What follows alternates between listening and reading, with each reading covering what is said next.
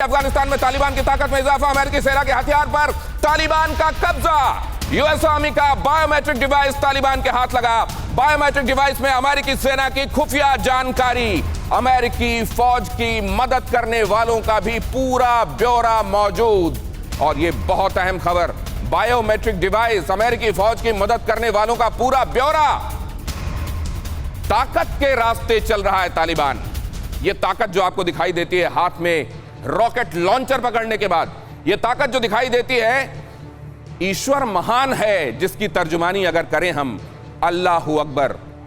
ईश्वर महान है ये करते हुए, ये कहते हुए किसी की गर्दन उसके शरीर से उतार देने की ये जो ताकत है, ये ताकत आती कहां से है? ये तालिबान तो बहुत दिनों तक, ये तो बैंड ऑर्गेनाइजेशन है। इस बैंड ऑर्गेनाइजेशन के पास जो मेन स्ट्रीम से इतने दिनों तक अलग रहा, कहां से ये जुटाता रहा हथियार और इतनी संपदा इसके पास कहां से आती रही? असल में जब भी इस तरह के लोग कहीं से हथियार लाते हैं तो उसकी तीन वजहें होती हैं। या तो वो लूट कर लाते हैं, और आपको मालूम है कि यहां लूट को माले गनीमत समझा जाता है, या तो खरीद कर लाते हैं। ओपियम बेची जा रही है, दुनिया को नशा दिया जा रहा है। पता नहीं इस्लाम में इसको लेकर क्या कहा गया है, लेकिन यह किया जा रहा है वहां उन लोगों की तरफ से जो शरिया लागू करना चाहते हैं, और लोगों से उनकी सेफ्टी की एवज में जो हफ्ता वसूली कहलाती है उसका एक दूसरा रूप, वहां से पैसे। और बहुत सारे लोग ऐसे भी हैं जो इसको नेक काम मानते हुए इनको मदद देते हैं, ज़कात देते हैं। सबसे पहले लेकिन इसको देख लीजिए, लूटपाट होती कैसे है। लूटपाट कब कब कहां की गई। मेरे मेहमानों को थोड़ा सा और इंतजार करा रहा हूं, सर माफ कीजिएगा, लेकिन ये इंफॉर्मेशन देनी, अपने दर्शकों तक पहुंचानी बहुत जरूरी है। अफगानिस्तान में एडवांस हथियार तालिबान तक पहुंचने का स्रोत अमेरिका ही रहा है। क्यों? क्योंकि अमेरिका ने वहां पूरी अपना जो मिलिट्री हार्डवेयर है वो झोंका, इसलिए कि वो वहां चाहता था कि एक सरकार इंस्टॉल जो कर रहा है उसको सपोर्ट मिले। लेकिन वही हथियार लूट लिए गए, रेड की गई। रेड करने के बाद अक्सर ये तालिबानी किसी अफगान डिफेंस फोर्स वाले के ड्रेस में या किसी अमेरिका की तरह दिखने वाले अमेरिकी की तरह डिस्गाइज में पहुंचते थे वहां, और जैसे ही वाहन के करीब पहुंचते थे लूट लेते थे। हथियारों का जखीरा, वाहन सब लूट कर ले जाते थे। और कई बार तो इस डिफेंस फोर्स को, जिसने कई जगह यूं ही घुटने टेक दिए, वो अपने भाइयों को यूं भी हथियार भी दे देते थे। तालिबान को ज्यादातर हथियार और युद्ध वाहन रेड करके उपलब्ध हुए हैं। बिल ड्रोगियो कहते हैं, एडिटर हैं द लॉन्ग वॉर जनरल के। इसके अलावा क्या हुआ है? नए इलाके में जाकर तालिबान का पहला काम है, सरकारी हेडक्वार्टर जाओ, जेल खोलो, हथियार गोला बारूद लूटो। रॉबर्ट क्रू, स्टैनफोर्ड यूनिवर्सिटी, इनके हवाले से खबर मैं आपको बता रहा हूं। अमेरिकी सेना से आमने सामने की लड़ाई से बचते हैं तालिबान। अफगान सेना के हथियार लूटना ही रणनीति का हिस्सा होता है। यह कौन कह रहा है? एंटोनियो गुस्टोजी, जिनको अफगानिस्तान और तालिबान यूं पता है जैसे हमको आपको अपनी हथेलियां।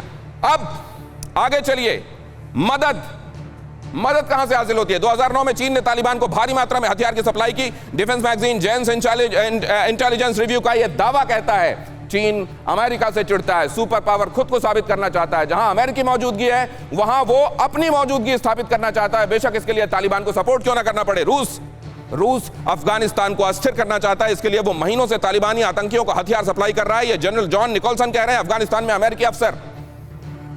ये वो लोग हैं जो अथॉरिटी हैं, ये यूं ही हेयर एंड से नहीं है। तालिबान के पाकिस्तानी सेना और खुफिया एजेंसी ISI के साथ करीबी संबंध है, और वो लगातार एड अबेट कर रहे हैं। अमरुल्लाह सालेह ने कई बार यह बात कही है, जो अफगानिस्तान के अब कह रहे हैं कि वो कार्यवाहक राष्ट्रपति हैं अशरफ गनी की गैर मौजूदगी में।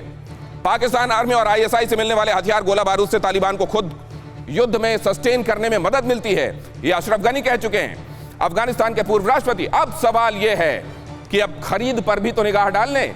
मदद देख ली आपने, लूटपाट देख ली, खरीद भी देख लीजिए।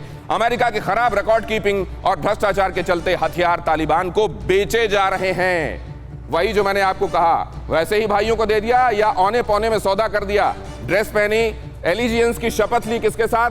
फोर्सेस के साथ। लेकिन मदद किसकी की? तालिबान की। कुछ पैसे ले लिए एवज में। ईरान के रास्ते भी अमेरिका से आने वाले हथियारों की ब्लैक मार्केटिंग होती है। आप जानते हैं कि हथियारों की ब्लैक मार्केटिंग कुछ यूरोपियन कंट्रीज, ज्यादातर अफ्रीकन कंट्रीज और साउथ अमेरिकन कंट्रीज से होती है, और ये ब्लैक मार्केट में पहुंचकर $5000 में M16 राइफल, $40-50 में अमेरिकी कारतूस, ग्रेनेड लॉन्चर्स के शेल $60 में ले लेते हैं। ये न्यूज वीक अमेरिकी मैगजीन कहती है। इस तरीके से हथियार हासिल किए जाते हैं, और इस तरीके से उनको फिर इस्तेमाल करने के लिए ISI ट्रेनिंग दे रही है, सोफिस्टिकेटेड वेपन्स इस्तेमाल कैसे करने। और इनमें से एक बहुत महत्वपूर्ण हथियार जो मिला है चीन की तरफ से, वो भी बता दूं, HN-56 मैन पैड्स। इसमें क्या होता है, लॉन्चर से निकलता है रॉकेट और वो किसी मिसाइल की तरह जो एयरक्राफ्ट से निकलने वाली हीट होती है उसको भांपता है और जाके सीधे हिट करता है। मारो और भूल जाओ की नीति पर काम करती है। चीन का हथियार है और बहुतायत में है अफगानी लड़ाकों के पास, जो तालिबान कहते हैं खुद को। अब मैं इसको समझने के लिए जाऊंगा। सबसे पहले जनरल सिन्हा, मैंने दो चीजें इसलिए दिखाई हैं कि तालिबान को नेक समझते हुए जो लोग चल रहे हैं वो कितना डेडली हो सकता है, इसका अंदाजा है क्या उनको? गौतम जी, अंदाजा है। आप आंख बंद कर लीजिए और देखिए कि कबूतर की तरह और कहें कि सामने कुछ खड़ा नहीं है। सब जानते हैं कि क्या होने वाला है। और देखिए, जो आप कह रहे हैं, जो पसमंजर दिखाई देती है वो तो अभी टेलर है। जब हम बारूद के ढेर के ऊपर बैठने वाले हैं, पूरी दुनिया बैठेगी और जब हो जाएगा बहुत देर होगी। आप इसको रोक नहीं पाएंगे। यदि कैलफेट की लड़ाई को आप बढ़ावा दे रहे हैं तो ये पहला कदम है जिसके ऊपर में वही लोग लगे हैं जिन्होंने इस दानव को खड़ा किया।